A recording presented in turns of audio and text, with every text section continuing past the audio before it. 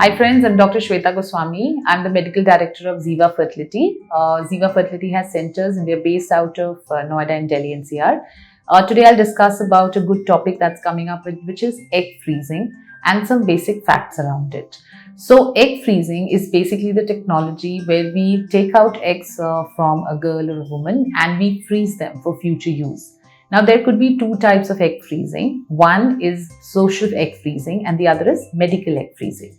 So, medical egg freezing is egg freezing that done by a girl or girls or women when we are looking at some kind of a medical therapy that might be gonadotoxic or that might be toxic to the eggs, and therefore we want to freeze the eggs before they could deteriorate. For example, one of the most common ones are, unfortunately, somebody is diagnosed with a cancer or a malignancy and they have to undergo a surgery in that area, or even if they have a cancer of any other part of the body, but they have to look at chemotherapy or radiation therapy, which may be damaging to the ovaries and the eggs, then egg freezing comes up as a good technology. On the second hand, we're looking at social freezing. So social freezing means there is no medical indication of rushing into things, but overall, and one point I'd very importantly clarify here is that egg freezing is typically done by single women. So if you're married and if you're in a stable relationship, you would usually be looking at freezing embryos because it's a more robust scientific technology where embryo frozen is almost having a 99.9% survival rate, and therefore egg freezing is done by either women who say, okay, I want to freeze my eggs independently of my spouse or my male partner, or more commonly by women who are single who say, okay, I'm already in my 30s, that's the best time to do it, and I know that my biological clock is clicking and ticking, and till I don't find a suitable husband or a male partner, till that time I at least want to freeze my eggs.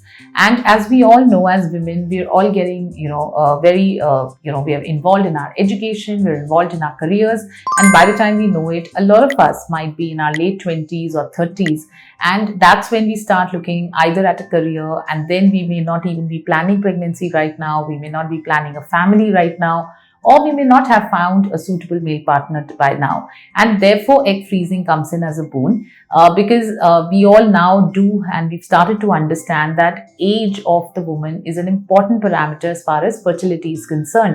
And one of the common reasons why we're looking, unfortunately, at subfertility being on the rise is because of, the usual age at which women are planning is going, it's getting postponed. And therefore, either egg freezing, or I'm reiterating, embryo freezing, if you're in a stable marriage, are things that you look at even if you want to plan much later, because you'd kind of be pausing the biological clock. Because scientifically it's known that our peak fertility comes in our early 20s, tends to remain stable like that till about 30-32, when the fertility starts declining, and there's a sharp decline after 35 or 36. In India, unfortunately, either due to our genetics, etc., our egg reserves, our menopause ages tend to be even earlier. So I think we need to start getting concerned after 32, 33 and need to introspect and take a look at about our family planning. And that's where egg freezing really comes in as a boon. Now, some facts that I want to tell. So this is basically that yes, it is a boon. It can help you pause your biological clock, and therefore it's something that more and more people are now looking at. But important facts that we need to know, because we keep getting people coming in asking about it, but I think we need to understand the procedure that goes behind it. So see, vis-a-vis, as a comparison, just to say, suppose there is a boy or a male member who wants to freeze his sperms. It's actually very easy because they just have to give a semen sample. It contains millions of sperms and you could freeze it. So semen freezing is actually a very easy medical science. However, when we talk about egg freezing, in the ovaries, we have a lot of eggs. We have thousands of eggs, right? But the only eggs that can be used for a later, creation of an embryo or a baby are eggs that are mature. And for that, one has to go through actually the kind of ovarian stimulation that one does for an IVF, because not every egg is healthy. So vis-a-vis the sperm sample where you have millions of sperms, here you're talking in numbers, like you might get 5 eggs, 10 eggs, maximum maybe about 20 eggs. But those eggs will also be mature. So if you just harvest them like that from the ovary, they're all immature eggs and they're unusable. Now, till now, science and technology is not that great that we could take immature oocytes and convert that into embryos. That science doesn't exist there. And I think as women, we need to know that, because when we think egg freezing, we just think we're going to undergo a procedure and our eggs will get frozen. That's unfortunately now not how it still works. We need to do kind of what we say the ovarian stimulation for IVF. One has to undergo injections for about 10 to 12 days and then do a mild small procedure where these mature eggs are harvested and then they are frozen, right? And therefore, it just means that we need to understand that this is the procedure we need to go through. In terms of cost, therefore, the cost also is around 1.5 lakh Indian rupees, because we are looking at the whole stimulation process. We're looking at an egg harvesting or the egg retrieval procedure, and then we are looking at freezing of eggs. Once these eggs are frozen, they can be frozen for as long as 5 to 10 years till they are later used. At that point, whenever they'll be required, they would be thawed. You would then fertilize them, with the male partner's sperm, create embryos, and then help you to have a pregnancy. So the idea is to pause these eggs under liquid nitrogen for a couple of years till we need them.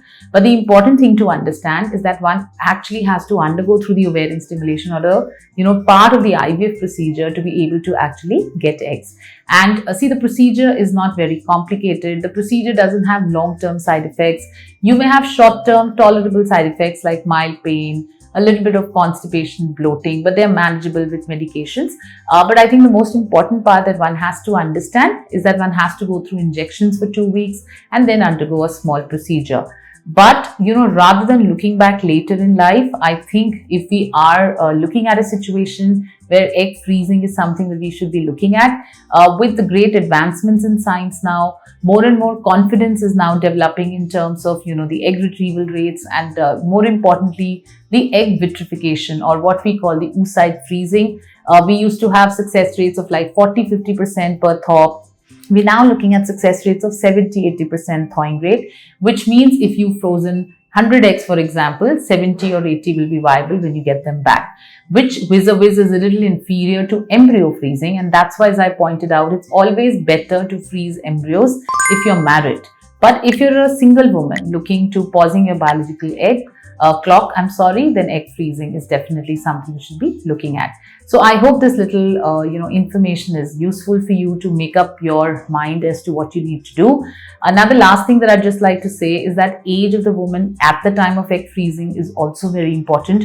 So we should do a test known as the AMH, or the anti-Mullerian hormone test, and look at our age and get an idea even before the egg freezing that how many eggs are we looking at. We would typically want to be able to freeze 10 to 20 eggs if we can. Lower your AMH or higher your age, lesser is the number of eggs we can get, which would later, make it more difficult to have a clinical pregnancy that we achieve.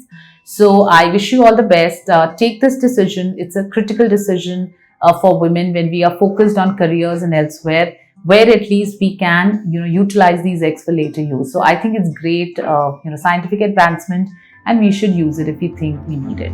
Thank you so much.